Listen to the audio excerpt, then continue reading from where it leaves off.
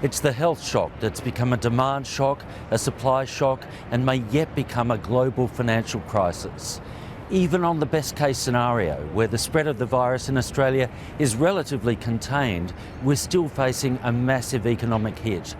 Education, one of the biggest export industries, is hugely exposed. Tourism employs 1 million people, and the flow of overseas visitors is drying up. I mean, how many people are going to want to keep cruising when the ship could become a floating incubator? Cafes, restaurants, accommodation are all taking a hit, and it's likely to get much worse as people isolate to avoid the contagion.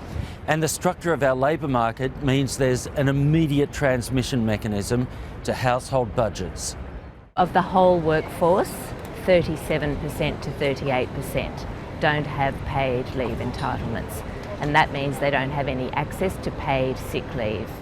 Professor Marion Baird heads the discipline of work at Sydney University. Over coffee, she explained how a casualised workforce makes us vulnerable. The frontline workers, the people who bring our coffee, who serve us in restaurants, almost 100% of those would not have any paid sick leave because they're casual employees. So in cafes, in aged care, in sectors where people are going to be exposed, yes, and have an incentive to come to work even when they're sick. That's right. So those people are working in sectors where there's immediate face-to-face contact, where they're serving, assisting, bathing, cleaning, cooking food, preparing.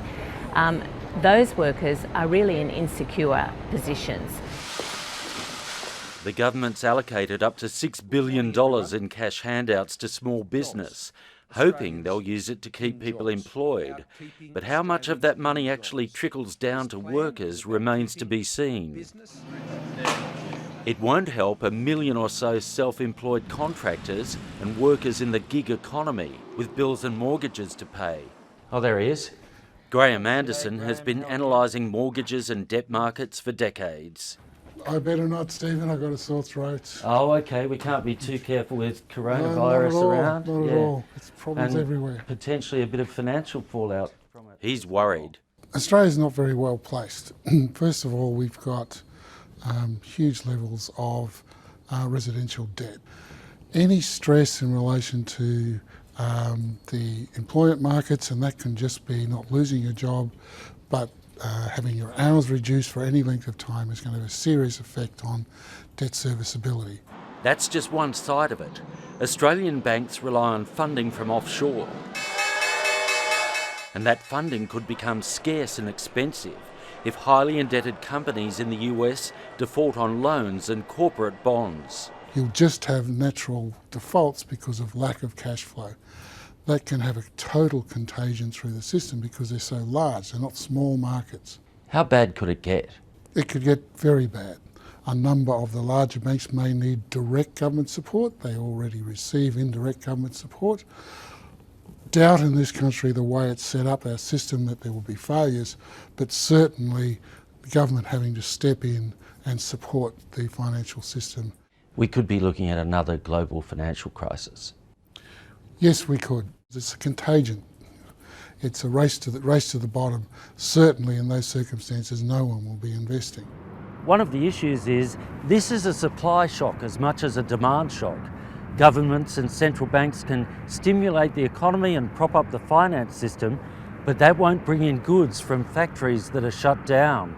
It's, the port, the airport, it's the heart of manufacturing, trade. Tim Harcourt's a specialist trade economist. We met down at Port Botany to talk about what the impact of the virus will be. Well, some people predicted it'll be a 10% hit to global trade, global output. What's interesting is that Wuhan, where the virus started, is the Chicago of the East. And it's not just one product, it's automotive, it's iPhones, it's steel. So it's an 11 million person place. It's pretty significant for Chinese manufacturing. Fiscal stimulus and rate cuts really can't make much of a difference to that kind of shock, can they? A domestic stimulus can only really look at the domestic consumer. It can't do much on global supply chains. But the hope is that the worst of the China impact on global trades is over, so it'll start to pick up again. What kind of an economic shock do you think we're looking at? Well, I think the fear of coronavirus is a bigger potential shock than the virus itself. I think the reactions of governments, consumers and producers panicking could have a larger economic impact. Whether this island nation can avoid the worst of it, or whether the economy ends up in lockdown, the society shut down, who knows?